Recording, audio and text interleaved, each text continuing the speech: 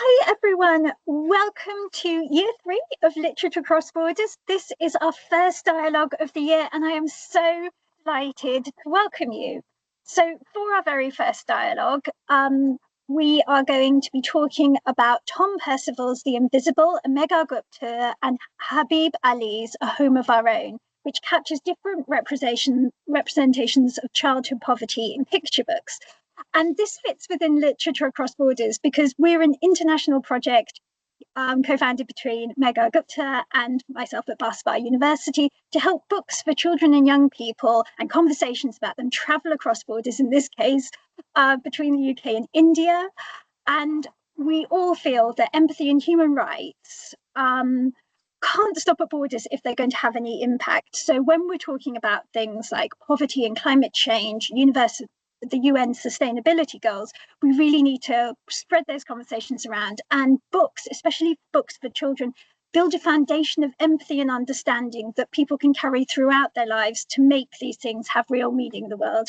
So I am delighted to introduce our moderator, Pooja Kadaboina, who's an alumnus of Literature Across Borders and who has an MA in English from Ashoka University, one of our partner universities in India, and is currently a deputy editor at Perky Parrot, the children's imprint of Niyogi Books in India. Thank you so much, Pooja, and over to you. Thank you so much, Alexi, for that introduction. So before I begin, can I ask Zoya to please switch your camera on if it's possible? So throughout the course of the panel, all of us can be visible on screen. My camera is already on. Oh, do you want to refresh it maybe? Because I'm unable to see you on screen. Maybe you can switch it off once and then switch it back on. Now it is on. No, I'm sorry. I can't see you. Oh, yes, you're visible now. Yeah, great. Thank you so much. All right. So the word environment is quite a roomy word, right? And pun very much intended there. Environment can mean a natural landscape or a natural scenery. It can mean your immediate surroundings. And it can also mean systemic conditions. And in the context of our panel discussion, such a condition is poverty, which is a theme that ties both these books together, among other themes.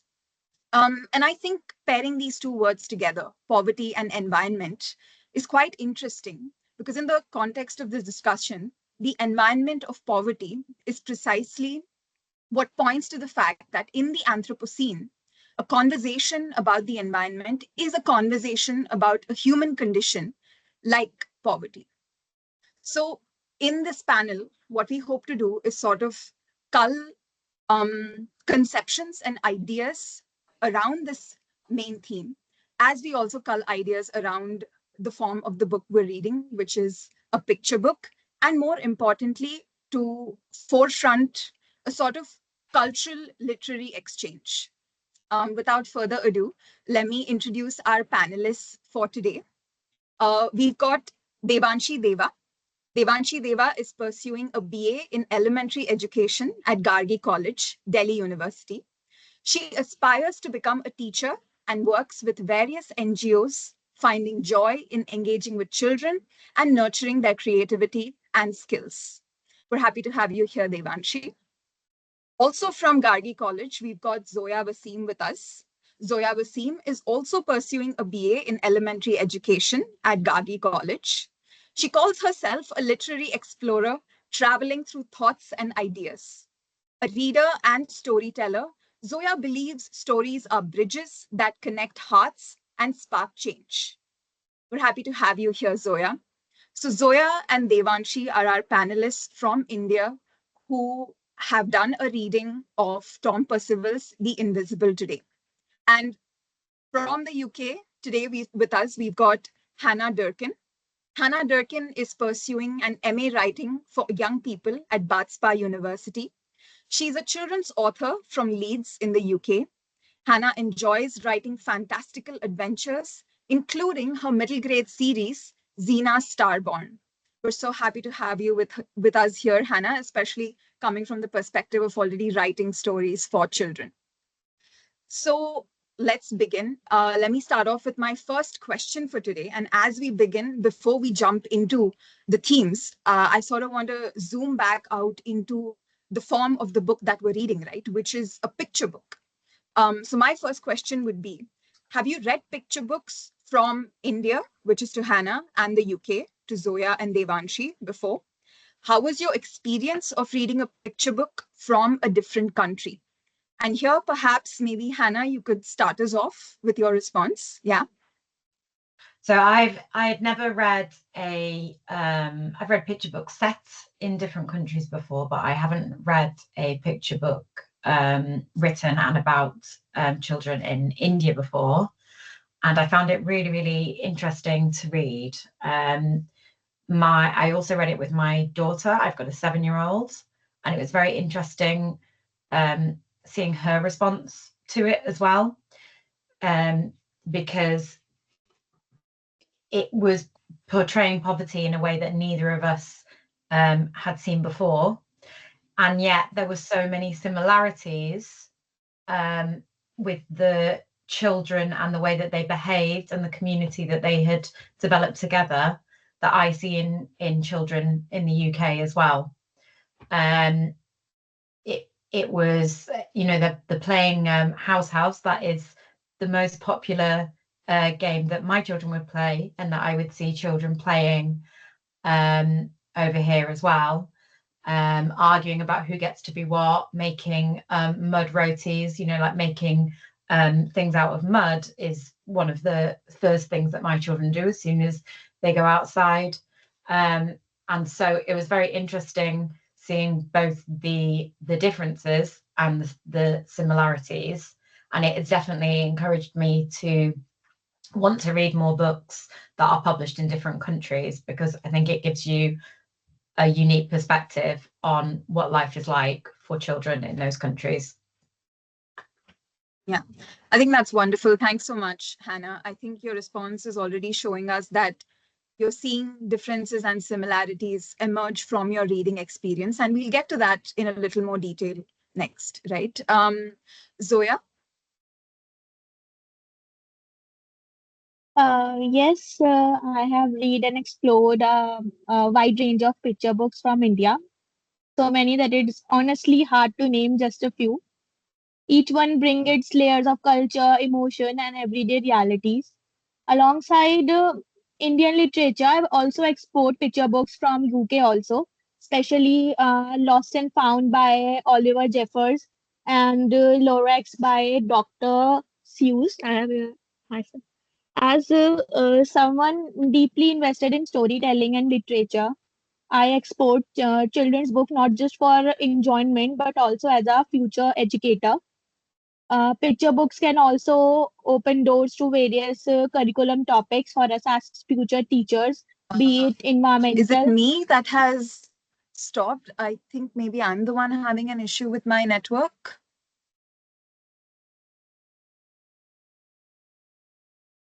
I think so. I can still hear and see everyone. Hello, else. am I audible? Yes, yes, you just frozen, that's all, the picture. Hello.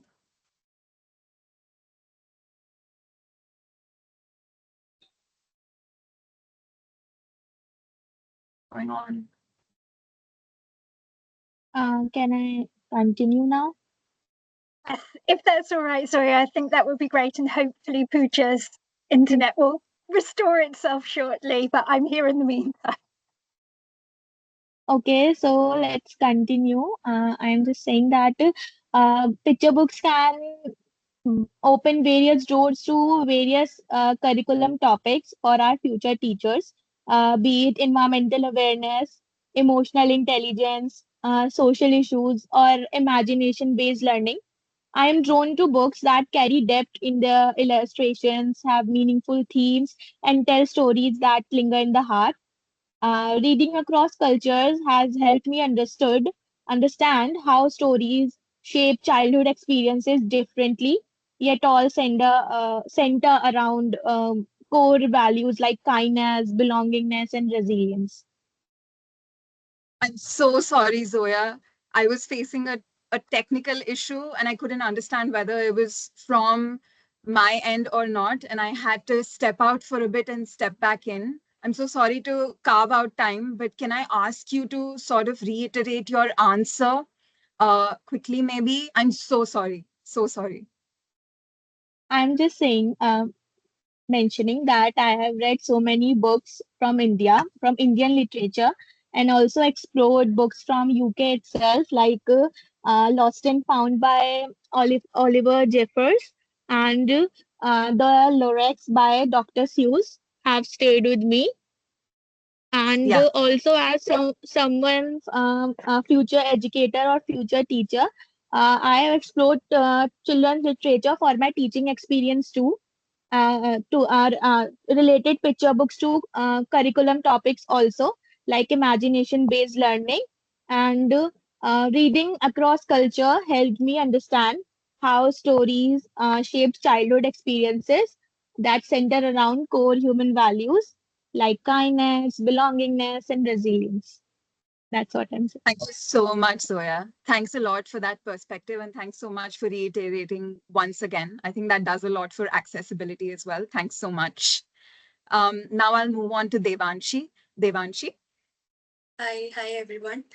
So I haven't really read the books from UK and other countries because I feel more connected to Indian picture books and all the Okay. kind of storybooks we have read.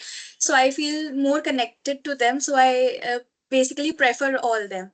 But this book had brought me into a different perspective. Like every book holds its own culture, own background of that own country. So it was a different experience for me, like knowing about the poverty in how UK addressed the notion of poverty and how India addressed the notion of poverty. And the one more common theme in both the books was home.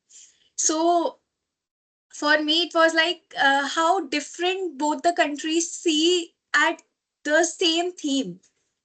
So it was really different because we in India only think that if a person is having a poverty face, is facing a poverty phase, then he or she might not have the basic amenities also. But Hmm. in UK's book, we found a different perspective. For me, it was a really different perspective and new experience for me. I really loved it. Great, great. Thanks so much, Devanshi. Again, I'm hearing a lot that we can get into the depth of as we go on with our questions, right?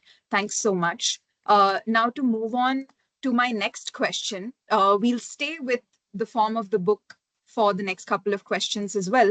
As we've dwelled on your reading experience of the picture book, now I want to ask you a little about your experience before you dived into your reading experience, or rather your encounter, your first encounter with the cover of the picture book, right? I think because picture books are so um, visually oriented, the cover is the first thing that you see. And my question to you is how this affected or disaffected your reading experience. What impression did the cover of the picture book you read give you the first time you saw it and before you dived into the book? Was the story different or similar to what you expected it to be based on the cover? Why don't we start off with you, Devanshi? So, the book A Home of Our Own. So as we can see that there is a group of underprivileged children sitting on a ground, and for me they are like manifesting something. Whenever we look at the sky and think of something, like we are manifesting of a dream, and we can see a shadow of a house here.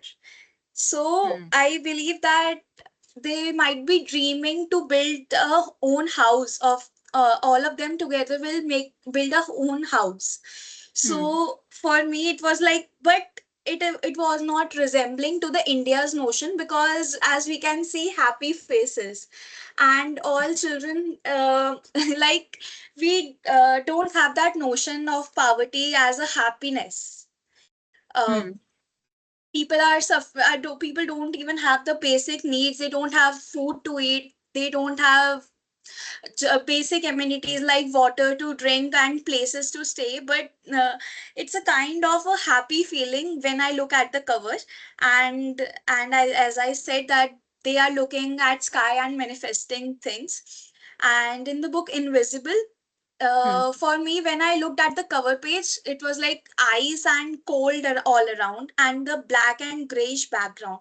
For me, it signifies like distancing something, making a cold feeling towards someone, as eyes resonate to it. So for I thought when I looked at the cover page, the Invisible, I thought the girl was getting distant to the world.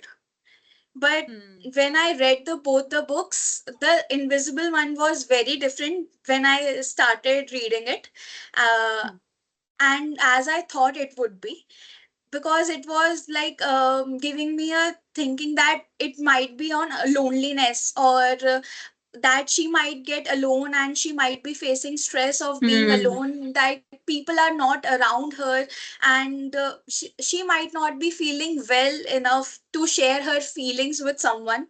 So when I saw that cover page, I looked at it like that. Yeah, yeah. And very quickly, I want to stress a little on your perspective of Tom Percival's cover. You said it gave you a cold feeling and a distant feeling. Can you just quickly also tell us how it compared to how you felt once you read the story? So when I started reading the story, and at the end, it was like how people in our country, like how we make people feel invisible. Like people who are suffering from disability, the people who are disabled, or who have some disorder, or poor people, or people from different caste or religion, we make them feel distant to us. Like we want to maintain that hierarchy, that we are the upper people, and they are not. So we kind of make them invisible in our country and in our own surroundings. So I didn't thought it that way ki, that book will give me that kind of ending. So it was a different ending when I looked at the cover page. Yeah, yeah, yeah. Thank you, Devanshi. Hannah, can you tell us a little bit about your experience with the cover of A Home of Our Own? Yeah, when I first saw the cover, it didn't say that this book was going to be about poverty, because I suppose the book isn't just about poverty. It has other themes as well, and I think those themes come across more on the cover, because the cover to me is joyful. We've got all the children there together, they're happy, and then there's this bright light where the title is. So I didn't really get the poverty that comes through in the book from the cover. It just came across as being a joyful cover about a friendship group of a group of children, and I think that is what the story is about as well. But as I was reading it, the theme of poverty came through more than it was represented on the cover, if that makes sense. Yeah, that does make sense. And also it relates back to what Devanshi herself was saying, right? I think her impression was also similar. She also felt that it was a happiness that it inspired in the reader before they began. And you wouldn't expect poverty to look a certain way, right? But then you dive into it and you realize this theme emerging then. So Zoya, would you like to share your experience with Tom Percival's cover then to add to the discussion? Yes, I want to use the word hauntingly gentle for this cover page of the book, The Invisible, like which means it has a quiet emotional impact, something soft but deep. The image of the starting girl almost a colorless urban environment immediately suggested that the story. I'm so sorry, Zoya, but there's something with your microphone. You were properly audible in the beginning, but then it dimmed down. Am I audible now? Yes, but if there's something covering your microphone, could you sort of unobstruct that? Not at all now. Then wait. Yes, yes, now absolutely. Yes, Now, yes, yes. okay. Yeah, So I'm just talking about the cover page of the book Invisible. The girl standing alone in a pale and almost colorless urban environment. It suggests, and previously, Devanshi also said that it focus on someone who feels unseen or unnoticed in a busy world. So the washed out colors of the background gave a sense of emptiness or sadness, like if the girls lost the warmth or attention in her life. So after reading the book, I felt deeply moved because it shows that how powerfully poverty can make someone feel invisible, not just to society but to themselves also. So that's what I feel. yeah. Thank you so much, Zoya. And I think it's also interesting to note that the phrase you used to describe the cover, right? You said it was hauntingly beautiful. Isn't that what you said? Yeah. And I think something that your response also points me towards is again a relatability that one can find with Tom Percival's cover to A Home of Our Own, which is even as you sense a sadness within on this cover, it might not necessarily point you towards poverty, but then as you read the book, that condition becomes a real human condition that strays away from the term and becomes an actual experience. You know, yeah, yeah. So let's move on to our next question. The next question is about the title, rather, of Tom Percival's book, The Invisible. And that's quite an interesting title to sit with. And my question has to do with something that all three of you have already touched upon, right?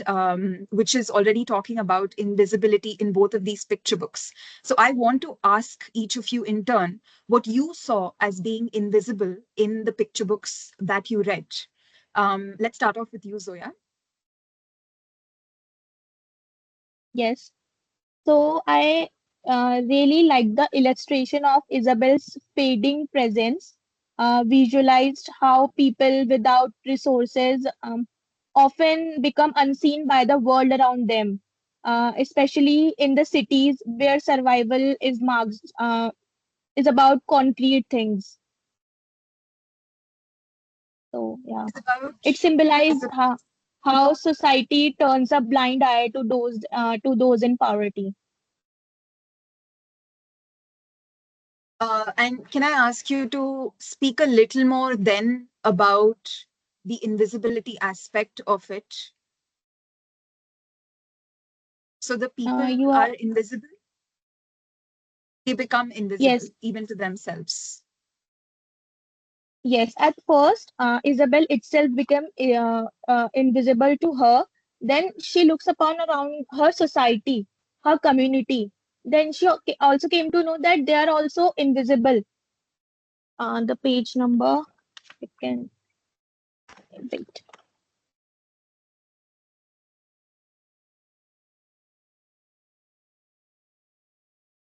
This page Yeah, I'm talking about. yeah, yeah. And you're right in pointing out, Zoya, absolutely. And I think it's also pretty valuable that you point out that there's also an invisibility, so to say, of resources, right? And I think that's a very important point to stress upon as well. Um, Hannah? Yeah, it made me, I think the thing that is invisible is people who need help.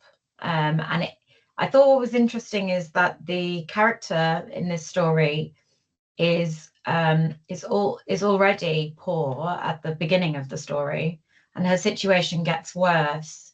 And it's not until she feels unseen by the people around her, and it's not until she's lost her community and lost her home that she begins to feel invisible. And then it's not until she is invisible that she sees that there's lots of other people. And it made me think about the things in my society that I am not seeing, the people that need help. So I found that very interesting. Yeah. And could you tell us a little bit about how you maybe related this concept in the book A Home of Our Own? Yeah. So what was interesting to me in A Home of Our Own was the fact that these children, I was sort of shocked by the fact that they were sleeping in a car, because that is not something that would be that would happen in the UK. And the invisibility in that came across to me as there's lots of adults that sort of come up that have a role in that book, and they are not seeing the fact that these children have no money, no food, and no one to look after them. They're not seeing it as a problem. So the problem is the problem of the children not having any adult help or enough resources to look after themselves. That is the thing that came across as being invisible in that story. Thanks so much, Hannah. Devanshi? Am I audible? Yeah. For me, the people in the last four to two pages of the last pages indicated that how the people are getting invisible, the people who are not encouraged in our society to move forward. Like, we can't make a egalitarian society, and we are not making them feel them equally important to us, like people who has migrated from one place to another. We don't make them feel like the place of their own home. And people from different caste, religion, and especially in India, like people who are poor or who can't afford their basic needs, we just like to move away from them. We don't want them to stay near to us, and uh, we can't we don't like talking to them. We just want to maintain that distance. So these kind of actions that we perform kind of make them feel invisible in the society. Yeah, and I think what you're saying also relates to how Isabel herself is treated in the book once she has to move away from the city, right? She suddenly starts noticing that people see through her and nobody seems to know that she's around, and that sort of gives them this leverage to also not have to interact with her. Yeah, absolutely.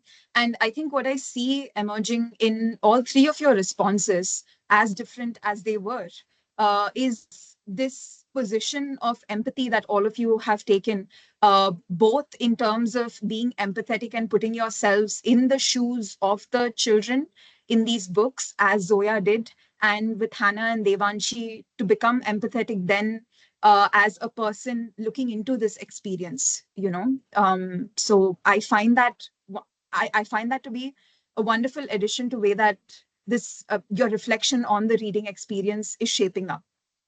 So then I will now circle back to something that Hannah pointed out, and maybe we can flesh that out a little more, which is the presence of adults, as Hannah put it, in A Home of Our Own, right? So my next question to all three of you is the fact that in Isabel's story, you have adults feature in quite heavily. And then in A Home of Our Own, adults barely, if not at all, feature. So I want to ask the three of you, what did you think of the role that adults played in the picture books that you read? And again, because Hannah had already started us off on that point, maybe Hannah, I'd like you to go back, revisit what you had already said to sort of expand a little more on that for us. The absence of adults in the book was instantly something that both I picked up, but when I did read it with my daughter, it's something that she picked up as well. And I think it gave her an understanding that it is not a universal truth that every person in the world, and whatever their situation, has adults to care for them. And not all children have adults looking after them. Some children are looking after themselves. And it was something that she found surprising, and I think it was very valuable for to give her sort of context into the world as a whole, and the situations of lots of different people. Yeah, I mean, the adults that do feature in the book don't help the problem. Well, maybe they are, because they are providing them with some things, but then they're not addressing the problem directly. And I think that was something that surprised me as well. And in that case, it also makes sense that you then categorize it as an absence, as opposed to me having called it a presence. And in that sense, perhaps you're right. Even though there are adults featuring in the book, there is an absence of adults because there's an absence of that sort of a caregiving role. Yeah. Then I'd now like to ask you, Devanshi, then of what you thought of how adults feature in Tom Percival's book. So I would like to appreciate that the invisibility, the book appreciated the adults also getting invisible. It's not that the children or certain section of the society getting invisibility, but everyone, they have shown everyone in the picture book that these people are getting invisible because of the attitude we showed to them. So in the first section, I saw how the parents are coping up with the child, and how they were motivating her that it's fine, we can live, we still have all three of us together. And then in the middle section, they were like people who were ignoring and walking through the streets over, and they were not even looking at Isabel, and they were just walking and in their own rhythm. Like in India, we are kind of a social country. We, whenever we see someone, we smile to each other and wave back if we know them. And but it was a kind of isolation in that storybook. Like no one is looking at each other, and everyone is busy in their own world. They don't have any time to look at each other and share their problems with others. Or like, and in the end we can see different sections of society, different people uh, who are getting turning invisible just because people in society don't look after them, and they don't have anyone to share their issues and problems or any stress relief with others, and there is no one supporting them. Which, even being an adult, they are not able to cope up with themselves. They are not able to make themselves happy in the world where money can buy anything. They might be having that money, but they don't have people to share their emotions and share the moment of happiness among themselves.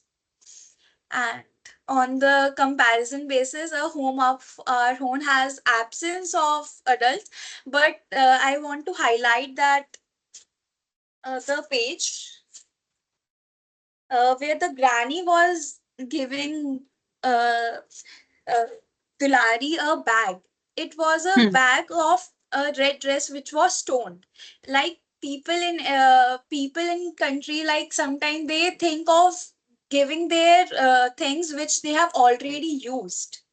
So they kind of like to maintain that hierarchy that we won't be giving new things to them, otherwise it will uh, break that hierarchy and make that difference. That won't make that difference if they will be equal to them. Thank you, Devanshi, and also thank you for the comparison. Can I now go to Zoya and ask you for your perspective? I feel that the presence of adult in the invisible is layered in terms in the illustration also, people who pass by without noticing her, adults consumed by own routines, making her feel small, excluded. But also, the what struck me deeply was how the book doesn't stop at depicting neglect. It carefully transitions into showing how adults who themselves have faced similar struggles reach out to and form a quite compassionate network, like this illustration. It felt like how invisibility comes not from the grand gestures, but from being acknowledged by someone who sees you for who you are. And reflecting on this, as I do think about how this theme echoes in the real world of India too. Like I, as a Muslim, sometimes might resonate with Isabel's sense of invisibility, not because they aren't um, present or because society often chooses not to see their struggles, fears, and contributions, the way mainstream narratives are shaped, and how policies and prejudices operate. But it's often a quiet but powerful sense of being excluded, unheard, or stereotyped. Just like Isabel, I, as a Muslim, belong to a Muslim community, is often made to feel invisible. So yes, the invisible becomes more than just a children's story. It becomes a mirror of asking, who are we walking past without truly seeing anyone? Thank you so much for that, Zoya. I think what your response does is that it sort of cements what both you and Devanshi have been pointing out, which is that there is there is a solidarity that emerges across ages when it comes to a circumstance such as poverty. Obviously, with identities that are marginalized, whether it has to do with religion, as you pointed out, or whether it has to do age, as it is for the age of the child in the group, at the fact of being a child itself, these experiences make you far more removed and far more marginalized. But then there is a sort of connection that stays, which is the fact that you are at the end of this rather disenfranchising condition. And here I'd like to sort of take a little time and ask both you and Devanshi, because both of you have made this connection of saying that adults in Tom Percival's book are also undergoing this condition and are also invisible. I just want you both to then touch upon how this relates to Isabel as a young child being surrounded by adults who are going through poverty as people who are facing it in more material circumstances, right? And then what that's doing to Isabel as somebody coming to also her parents, Isabel as somebody being in a situation where she has caregivers like her parents. Because Hannah has already pointed out that in a home of our own, uh, these adults are absent in the sense of withholding care or rather not giving care. So I want Devanshi and Zoya to sort of touch upon then this caregiving role that the adults play or don't play in Tom Percival's book then.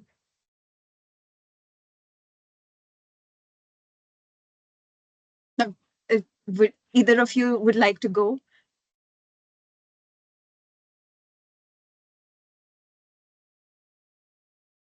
Yeah, Devanshi, you go Devanshi, first. perhaps. Okay, so like she was surrounded by people who were giving her care, giving her that support that even if nothing is fine, we are there for you. But still, she was facing some kind of invisibility.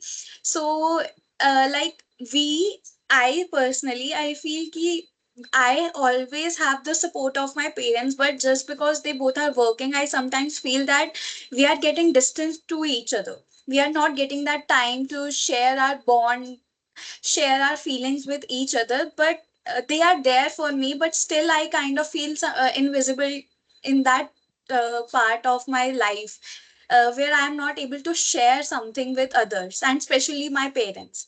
So that might be a situation where Isabel is also facing, that she might not be able to be the part of the society even if she was there. Even and as she left that home, she was able to look at other people who also who were invisible, and how they were really facing that situation, and how she was going to deal with it for her. Yeah, and I think you make a great point, right? Because it's only after they become poorer than poor that maybe the presence and the support that Isabel previously had in her life of her parents became removed, and that sort of that led to a further contribution to that invisibility as well. I think you bring up a really good point, Devanshi. Zoya, can I ask you if you can to please add to this?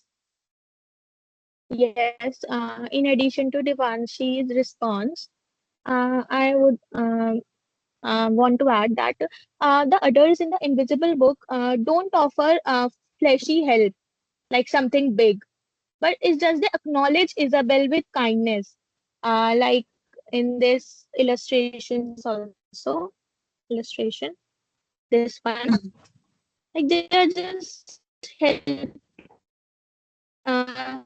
Isabel's just indulging with them. Not they are not just providing anything more. They're providing answers to them, share what little they have, and create a sense of belongingness. Yeah, so that create a powerful, empathetic, and shared experience. Yeah, yeah. And I think you bring up a great point again to add to the conversation by calling it a shared experience, right? Which I think then points me to my next question to the three of you. It's a discussion that we've already been having. We've already been shaping how both of these books talk about and present poverty. And my next question to you guys would be, how do you think the picture book you read presented poverty as experienced by children in different parts of the world? Was there anything about the presentation that was a surprise for you? Did it challenge or solidify how you viewed poverty in the UK or in India? And here, as you answer, as you respond, I think I'd request you guys to first talk about, to Zoya and Devanshi, to first talk about your notions of uh, poverty in the UK. And then perhaps you could add your point about how maybe it compares to your notions of poverty in India as you live it. And then the same to Hannah as well. Perhaps you talk about what it did to your idea of poverty as presented in India, and then maybe relate it back to how you view it in the UK. Yeah. Let's start off with Hannah then. So the part that really shocked me, I've already sort of touched upon, but I'll bring it up again, is the fact that the children didn't actually have a home. And I didn't really get that until the end of the book, because I suppose my perspective coming from the UK is that they would have a home of a sort, some kind of home where they would be living, and some kind of adult who would be caring for them in that home, even if it was a very basic home. But the fact that they had the home at the end was the car did really, really surprise me and my daughter as well when we read it together. But I realized that I actually was basing my assumptions off very little knowledge, and that I have very little knowledge or context of what poverty looks like in India. And what struck me about the book was that despite this, the children were joyful, and they were creating their own community and their own family, independent of any adult support, and creating, obviously there's the physical home of the car, But the home really for me was their community within themselves, just as children, bringing their resources, no matter how limited, together. And even though they're having to act beyond their years, in that they are caring for themselves, they are still able to inject sort of childish joy into their existence through making this this home out of all the bits and pieces that they gather together, and show a real resilience as well, because they create this home and then it starts to rain, but they still have the tenacity to go into the car and be all together. I thought that was really beautiful.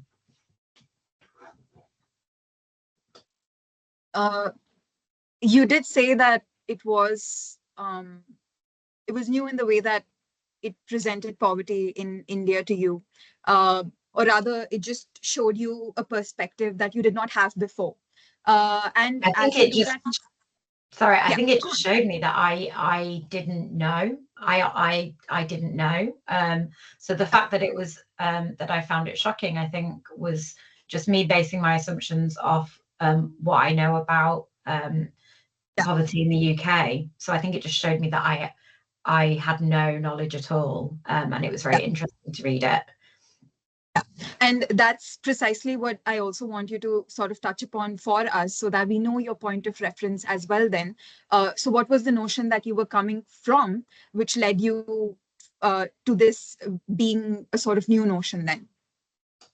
I think I've had friends who've traveled to India, and I've sort of seen things on the television and that kind of thing. I knew that there were communities of children that worked on the streets doing jobs for food or money, but I still sort of thought that they would have a home and an adult to go back to, a home of sorts, some kind of physical home and some sort of adult presence of who would be looking after them, because obviously here in the UK, that's not something that we have. We definitely have children who are living in poverty, but if they don't have, if they can't be cared for by a caregiver or their parents, they would be cared for by the state and be given a home and caregivers. And that doesn't mean that they're not disadvantaged, but it is a physical home with an adult presence. And the fact that these children in this book didn't have it, I found shocking. Thank you so much, Hannah. Thanks for explicating. Now I'd like to go to Zoya then. Could you tell us then what your perspective was of how you viewed poverty in the UK as you read Percival's picture book then? While reading both the books, my perspective of poverty in UK and India develops as well. Like in The Invisible, poverty is shown through feelings, like no one's to see her or no one's care about her. It was very emotional, but it made me think about, like, in places like the UK, people living in poverty may feel left out or forgotten. I developed that perspective, like going to cinema, shopping in the presenting in the illustrations itself, like going to cinema, shopping, or having the heater on during winter. It shows how poverty there is often talk about not having enough luxuries or comfort, and how losing small things can make a big emotional impact. Like, it has a illustration of shopping also. It made me think about what possessions we can have in poverty. Whereas in India, it's about surviving every day. Having a place to sleep, clean water, and safety are considered a huge thing. The children in the story live in a small broken car too, but that their feeling is different because they don't have home there. In the UK, um, Isabel shifted to the let's say to another compartment, but in India too, that compartment would look as that, like she's living in a fine place. But in UK, directly moves to the point till poverty. So I feel in that way. Yeah. And I think you point out something very important and very astute to us as well by talking about how there is an emotional emphasis, and B, the fact that this emotional emphasis emerges from material possessions. And I think you can also see that as you read the picture book and look at the various illustrations, whenever there is a shopping window shown or little places where posters can be put up, I think what Percival has done has sort of illustrated posters that simply say buy stuff, and I think that sort of adds to what you're saying as well. And that emphasizes how maybe that material possession then sort of feeds into how one feels and how one views and how one experiences poverty then. Um, Now, I'd like to move on to Devanshi, and I want to ask you about your perspective then. So before reading the Invisibility book from UK, so my perspective of the poverty was that people were able to afford the basic needs at least. But as in India, we are not even able to afford the basic needs. Like I have seen people sleeping on roads, footpaths, or bus stands, even in that cold. And on the contrary, after reading the Isabel story, I see that she wasn't able to go to the theater, watch movies with her family, and she can't afford the heater. And but she was having the first she was having her family was having the her own home to stay, but then they have to shift to a flat. But in India, even a flat is also kind of a blessing if you are having that. If you are having a safe place to stay and good food and water, every facility, education facility also. As in India, I have seen, as I taught in many NGOs, so I have seen children. It's a home, uh, like of a size of my bed, and five people are living in it, and they are adjusting, and there is a kitchen in the room itself, and a television also, and a washroom also. It's a smallest house I have ever seen, and especially five people are living in it. So it was me for me it was a situation where they can't afford even the basic need, but on the other hand we fight for the desires and needs. We all want to have a separate room for us and separate things where we can individually explore ourselves, but in that kind of situation we just need a house or basic amenities so that we can survive that day. But in Isabel's story, they were having all the basic amenities at least. So for me it was like, is it really indicating the poverty? They are getting the basic needs. So that made me reflect to a notion of needs and desires. What are the basic needs you can have, and desires that you can think of? Yeah. So then what I'd like to ask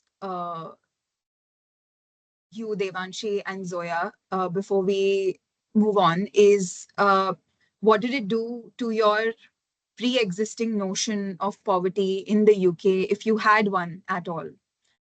Could you maybe briefly tell us about how that notion evolved? I had a Can I preconceived go notion. first?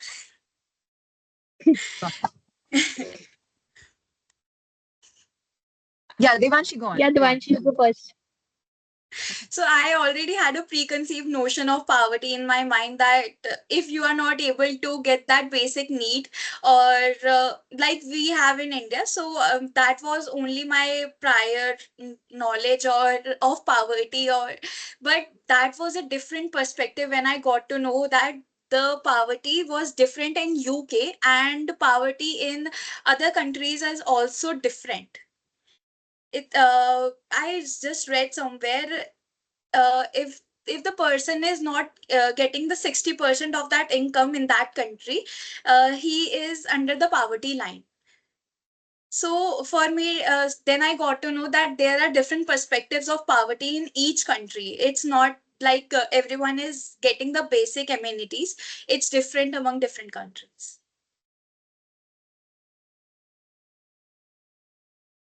Yeah, so I totally resonate with Devanshi's last point. What I had to say that I already had a notion of India's poverty, but when I go through the illustrations of the invisible very deeply, then I can see the connections that the illustrator are showing to us, like the bread and the coffee they are having, the compartment itself. So I develop a perception that poverty can also be seen as a feeling of being excluded or forgotten by society, like the title itself said, invisible. It's not about losing, it's also about losing small things also. And this kind of poverty is quieter, often reflected where people struggle are not immediately visible but deeply felt. Yeah. Thank you for that, both of you. I think what you said, what it does is that it provides nuance to what we're talking about. And as we sit with what we've discussed about, as we try and shape notions of poverty that come up from these books, I'd like to move on to maybe asking all of you then, because we've also, as you respond, you've also been closely reading the pictures that have been presented to you. I'd like to ask you to perhaps point out to us if there was a particular spread or a page from the picture book you read that resonated with you for whatever reason. Could you hold it up for us all to see and share what was it about that spread or page that spoke to you? We'll start with Zoya. This is the page.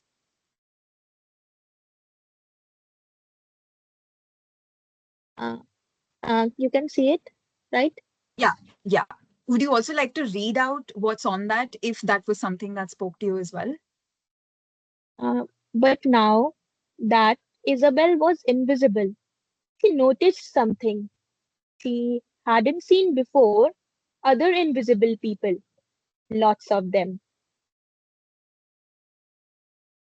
Yeah. Wait. So I deeply resonate with especially this page, because the page where Isabel start noticing others who are also invisible like her really touched me, because the moment when she sees people who had been ignored just like her, the shift from feeling alone to feeling connected at some point made me realize like how community and kindness can help people feel seen again. Like sometimes when we are feeling very low and we immediately see the friend that we really like, it really helps us also by seeing her face, yeah, him, her or him face. We feel very delighted. So that's what I feel by seeing this illustration also.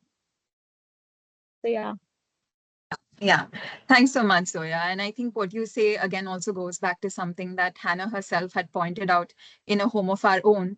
Even the children, as part of the circumstances that they're experiencing, come to form a community which forms on the basis of the shared experience. So thank you for pointing that out. Hannah, can I ask you to then share about a page or a spread that spoke to you from A Home of Our Own? So I'm afraid I can't hold it up because I That's have okay. the book on my computer, but I know the Okay. page. Yeah. So the page is, I don't know the page number, but it starts with Deepa plucked some grass and a few leaves. Then she dug out some mud, poured water, and began to shape it. These can be vegetables and dough for rotis. Yeah. Yes. Yeah. The reason why I love this page is because I think it shows a universal truth that it doesn't matter where you're from or how much money you have. Children need to play, and children will play with the most simple things. You don't need lots of fancy toys and expensive things to play. And, you know, children have mud, and that's all you need to play. Mud and imagination and friends to play with. And that is something that I've seen in my own children and children in the school that I work in. They will naturally just use whatever facilities they have around them to play. And I think that was a really beautiful message in the book that really came across. They created this amazing world of imagination just with the few things that they had, and they can adapt really easily and use their imaginations to play with each other. Yeah. Thank you, Hannah. Devanshi? Zoya will be showing my page. Okay, yeah. Yeah. So it says, but Isabel tried not to worry about the things she didn't have. So I feel like how the family was together coping up with that situation, and they were all trying to be together, and the feeling of love among themselves and feeling of connectedness, even if they are facing a difficult situation, they are trying to be with each other.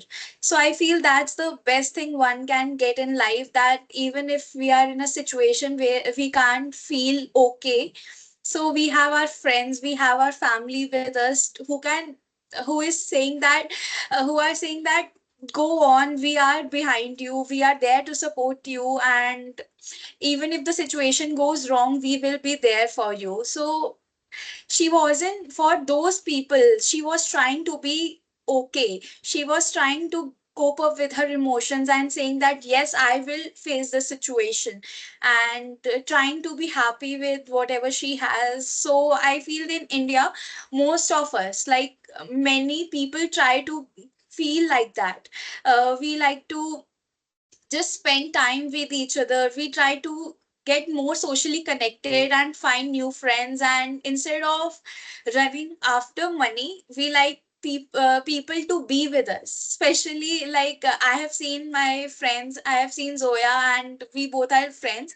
So I can feel whenever I want. Whenever I'm in any situation or difficult time, she is always there for me.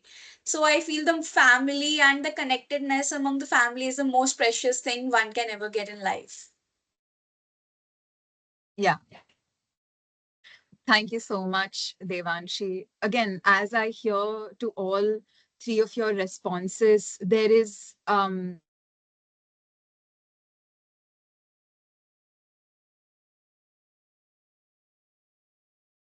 moments to share with the family, and that becomes a point of an encouragement. And then with Hannah talking about how these children, uh, they cannot help but play, they cannot help but imagine, and in that sense they cannot help but find themselves relating to one another, being children.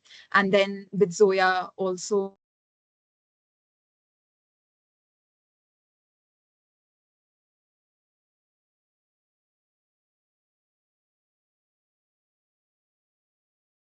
to go the same thing.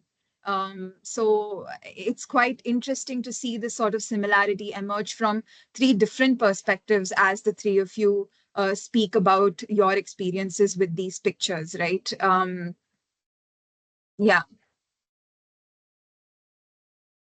I think it's definitely something to think about. Also, in the sense of how all three of you seem to come back to the humanness of this. You know, I think it's rather interesting that to the three of you, the human experience, and I think it's also the picture book that enables this kind of a reading experience where it's bringing you back to focusing on the humanness of each of the characters in the book, as well as the children in the book, rather than seeing poverty as that point, or rather as this faceless condition that you engage with time and again. So yeah. Yeah. Let's move on to the next question then, which is, again, it relates to themes that we've already been talking about, which have been coming up as you respond to questions. And here, this question relates back to both two words that we've already circled in different ways, which is home and imagination then. And my question to the three of you would be, home is an integral theme in both picture books. How did you think the children in these picture books imagined the idea of home? And perhaps we can start with Devanshi. So yeah, in Isabel's story, like for her the home was the people she was living with and the facilities she was getting, and like for she was as she changed her home, she was kind of feeling unheard, and the perspective of loneliness and alone, she was feeling that kind of feeling.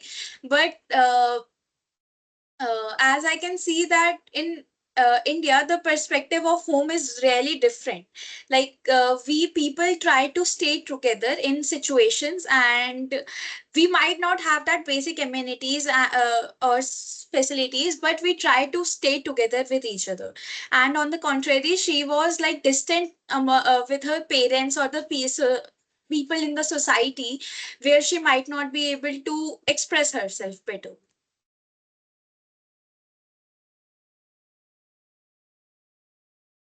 That's it. Yeah, no, I was just reflecting on that. um, yeah. Hannah, can I ask you then?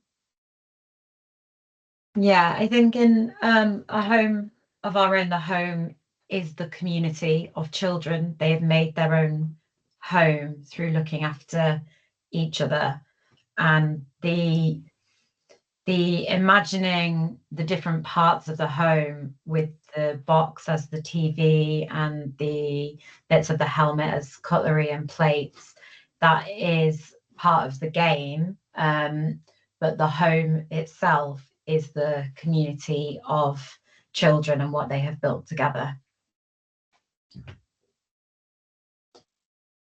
Okay.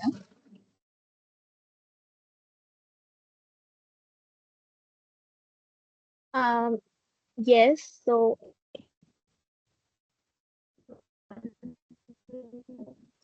I wanted to show the illustration. Yeah.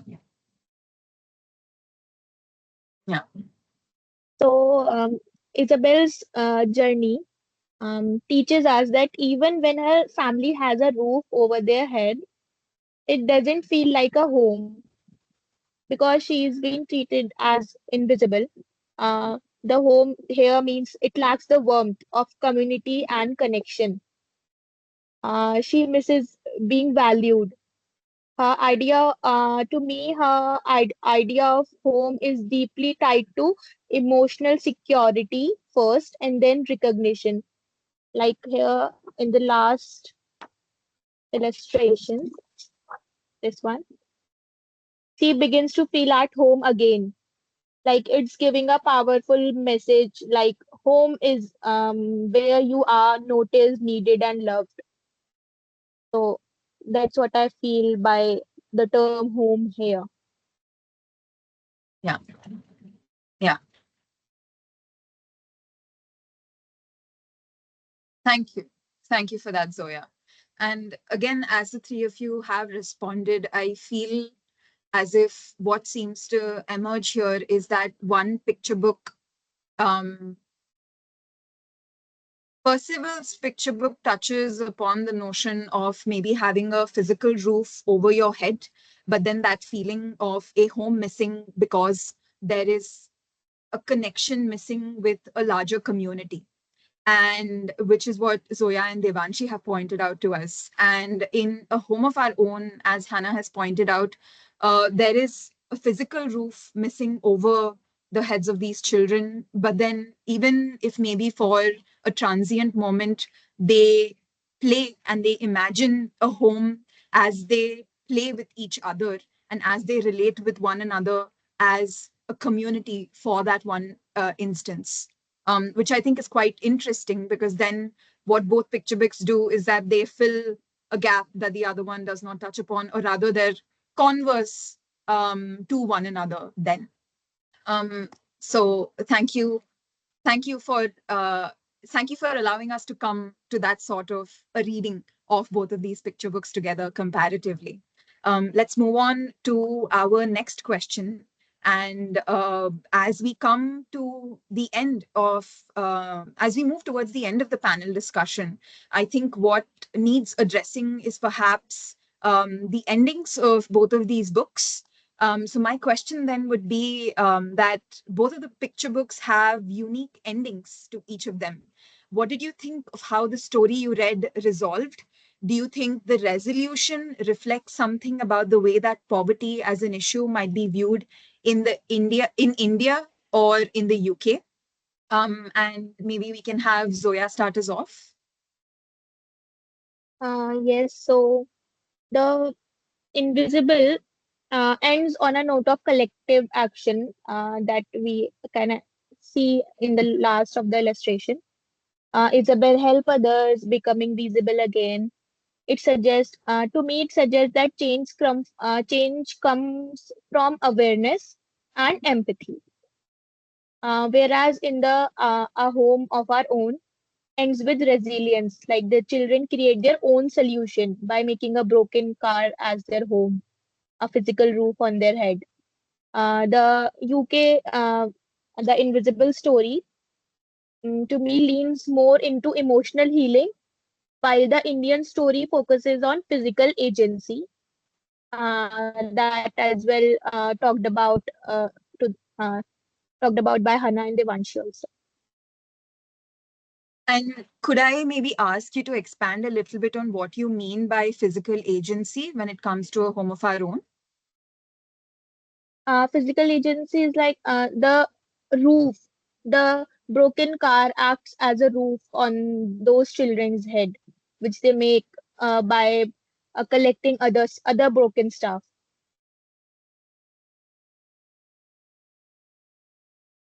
Yeah. Thank you, Zoya. I now move on to Devanshi then.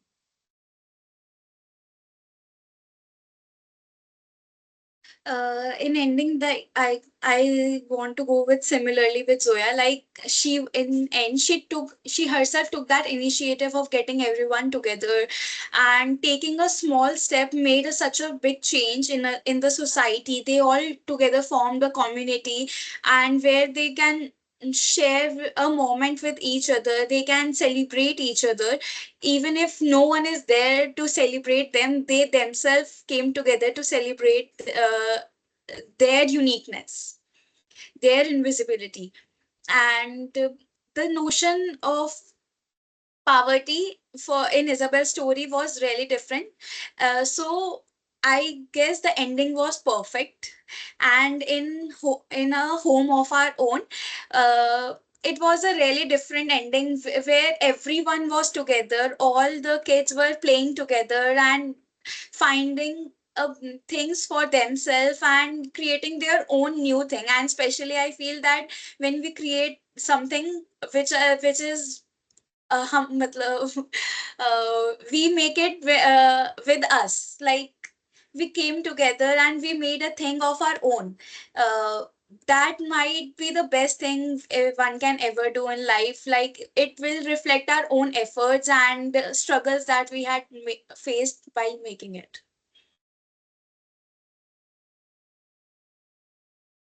Can I add a line here?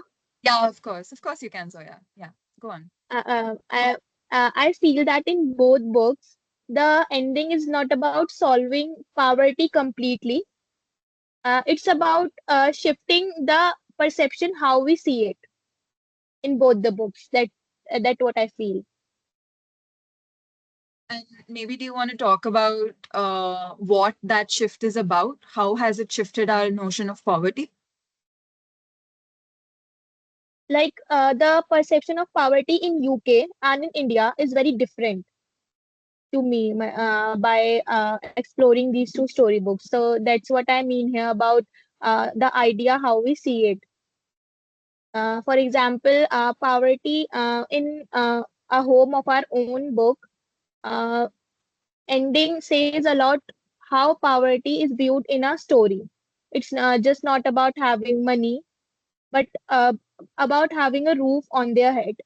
And in the invisible story, it's about uh, being overlooked, excluded, or forgotten by the society. So, yeah. Devanshi, you had something to add? Yeah. In ending of the both the stories, it ended with a togetherness, a feeling of togetherness, a feeling of a community where even if you are invisible, they made a community of themselves and sharing a moment of happiness among themselves and celebrating each other. And on the contrary, in a home of ours, every kid came together and celebrated it, that they are enjoying their own moment. If they are not, even if they are not having that place to live, they are making it for themselves. And it ended with a togetherness, a feeling of togetherness, that it is not about a roof on head. It's about how people are supporting you and how the loneliness can made an impact on you, and how the togetherness, and when you get the time, you spare the time for each one of them you love, make an impact on them. Yeah. Here, because we have a little bit of time, and before we move on to Hannah's response, I would like to ask you then, Devanshi, as a response to your response, just to play the devil's advocate, maybe. If it hadn't rained while they were playing House, do you think maybe then it probably would have still ended with this togetherness that you see emerging in the ending? Uh, I guess yes, because like we all love being together. We can spend a whole day, a whole life with each other, and especially friends. We can spend any time. We can play anywhere. We can go anywhere. We can do anything. So I feel that it would have been the same, but there might be 1% chance that something might be different. So yeah. And that's something we'll never know, right? Because the story gives us this, and then this is what we have as a point of reference to try and make our own presumptions or assumptions. Yeah. Thank you, both of you, for your response. I'll now move on to Hannah and ask her about her perspective. So I think in both books, I completely agree, they are ending with the togetherness and feeling of a community, and that they have made their own home. I suppose for a home of our own, they already had that community. They already feel like a tight knit group of children, and the home that they have made is their physical roof, even though it's a car rather than a house. And the invisible, it's the other way around. She has the physical roof, but she doesn't have the community. That's what she's missing. But in both books, it's the child or the children who have worked to bring those two things together, the community and the physical roof. So I think both the children show that that they can provide for themselves, but in a different way. And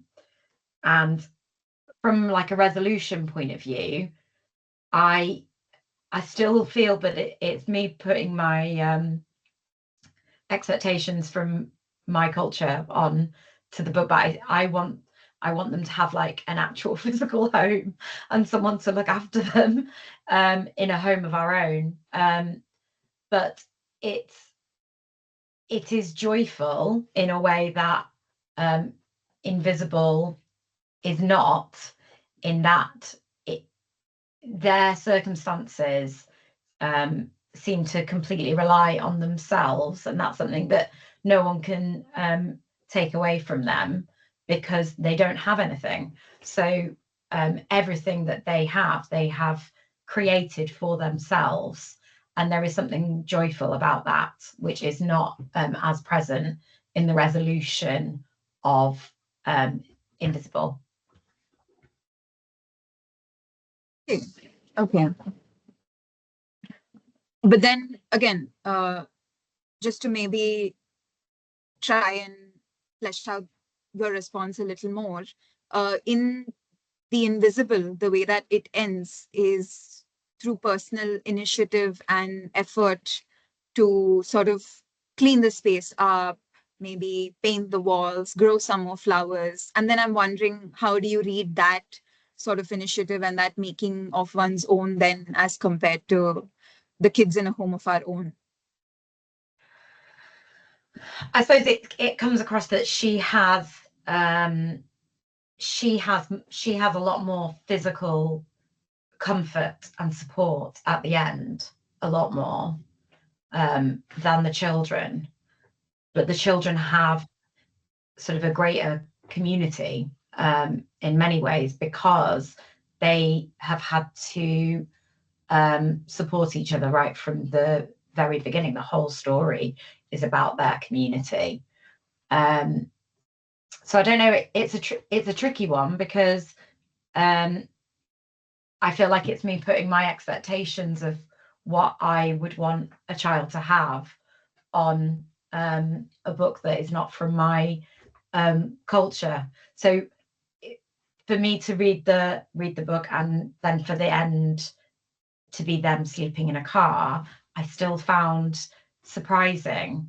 But again, that's me putting my perspective onto it, and it does still represent a home. It is resolved. They have a home because, like you said, they are together, and they don't have much, but they have their own efforts and their own community. And I kind of feel like you could sort of throw anything at these children and they would be able to come together and deal with it because they've had to grow up like that.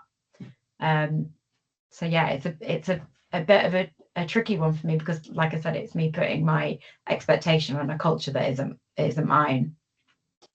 Yeah. But you know what? Although I think your expectation, as you call it, or your perspective with which you are coming to this ending is a very important one. Because even though maybe it comes off as a joyful ending, the issue that remains is that that car as a physical roof over their head is not enough, in reality. Maybe poetically you can take away something from it, but when it comes to the real issue of poverty, that's really quite not enough. And then that's, again, one more thing that forges that sort of relatability wherein it's your basic needs, and one of them being a physical home and a physical roof over your head to protect yourself from the rain, perhaps like in A Home of Our Own, and then from the cold, perhaps in Tom Percival's The Invisible. Yeah. All right. Thank you so much, the three of you. Why don't we move on to our last question for the discussion today, which is really just about the three of you each maybe recommending a picture book from your country that talks about poverty. Yeah. Devanshi, would you like to start off? So yeah, it's not from our country, but I would like to recommend Watercress by Andrea Wang. It's a beautiful book, which indicate too much like how she overcomes that poverty phase. So it's a book that everyone should read, Watercress. Watercress. And if I may be emphasized on also recommending a book that is perhaps from India, just to add to the perspective and the literary exchange, will you be able to do that? I'll get back to you by next time. No problem. Yeah. Hannah? So I'm sorry, I don't have it physically because I've read it in a library with my little girl. But it's called. Let me just double check I'm getting the story right. It's called "It's a No Money Day," and it's by Kate Milner. And the illustrations are beautiful, and it's about a mother and a little girl, and they have a phrase, "It's a no money day," and it's all the things that this little girl and her mother can do, even though they haven't got any money, to entertain themselves, using just their imagination and their relationship. There's a beautiful what this girl really wants is a kitten, but there's never any money left after they've paid the rent and the bills. So she makes like a cat out of her dressing gown and puts eyes on it. And it's a really beautiful story. And in the end, it kind of ends on a hopeful note, but very realistic, which I like. They don't have enough money for food, so they end up having to go and get food from the food bank. And the little girl is very disappointed that she can't have the cereal that she would normally have because they don't have it at the food bank. But it's ended with, at least, we can eat today and we know what to do when it's a no money day. And I really liked it. Yeah. Thank you so much, Hannah. And I think that recommendation also goes back to, again, A Home of Our Own, which is something that you also touched upon, right? These kids making play out of what's available to them around them, despite their circumstances. Yeah. Zoya, can I please ask you for your recommendation? I know it's in Hindi language, but there is a language barrier. I know that, but it can be solved through Google translation also. So its English translation would be "To Whom I Lost My Land." It's a powerful story that speaks about displacement, landlessness, and how poverty is often tied to larger systemic issues like land acquisition, what we talk about in Indian history. Now, this book is so special, like how it tells a deeply political story through using evocative illustrations and sparse, impactful text. Like you can see, they're just enjoying what their land, and then their land is taken away from them. It shows that it's a loss of history, identity, and belonging. In Indian history, it's all about land. So I really like this book, and I want to recommend one more book, but I have to share my screen to share uh, that book's front page because currently I don't have that book with myself. It's called, its name is Pile is Lost. So it's a book by Mahi. Wait, am I okay? So this book, it's perfectly shows how life in an urban poor settlement is like narrow lanes, makeshift homes, everyday challenges. But its illustrations gives us a very real form of what a slum look like in India. So that's what I like in it.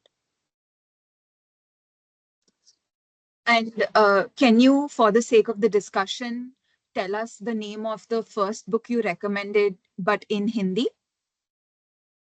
Yes. Um, जिसके पास चली गई मेरी जमीन, by Naresh Saxena. Illustrations is by Kavita Singh Kale. Thank you. Thank you so much, Zoya. And I think your recommendations, again, also, they expand this notion of poverty and what it involves as well, right? Because displacement, land disownership, and makeshift housing are all very real and very pertinent elements of what poverty looks like, particularly from the Indian perspective. So thank you so much. I'd like to thank all three of you for your responses today in the discussion. And I think what it has done is that it has very rightly encountered what the purpose of this panel has been, which in essence is to be able to share different perspectives and different reading journeys as they emerge from your point of view as an individual who is emerging from a cultural, a geographical context, right? Because throughout the discussion, we had Devanshi who was able to relate to the picture books from her position as an individual in India, from her own experience. And I think then in alongside that, what we had come out from Hannah was her being able to engage with these picture books, not just from her position as an individual in the UK, but also from the point of view of being a parent to her daughter and seeing how her daughter has received these picture books. And then again, alongside that, we had Zoya, who was able to provide us with very insightful comments by, again, by coming from a point of view of empathy and putting yourself in someone else's shoes as you were able to read these pictures in Percival's book, right? Like at various points of your responses, you had pictures to go back to and show us, and then say this was my response as emerging from reading this picture. And again, I think that's a very valuable perspective to add to the form of the book that we're engaging with, which is quite visual. And then it adds a layer to how we can understand what an issue like poverty looks like in a different culture as a person who is far removed from that experience and is coming from another cultural, geographical experience. So I'd like to say again, thank you so much for your perspectives. Thank you so much for the effort that you put into reading these books and then reflecting upon them and coming here together to talk about what poverty was like in these two picture books. And I think it's difficult to also summarize. And I think that's good because that means we've had quite a lot of complex, unfinished, imperfect perspectives that are just there for one to again engage with and then form their own perspectives. So thank you all so much for being here today. We'll conclude the panel with that. Have a wonderful evening.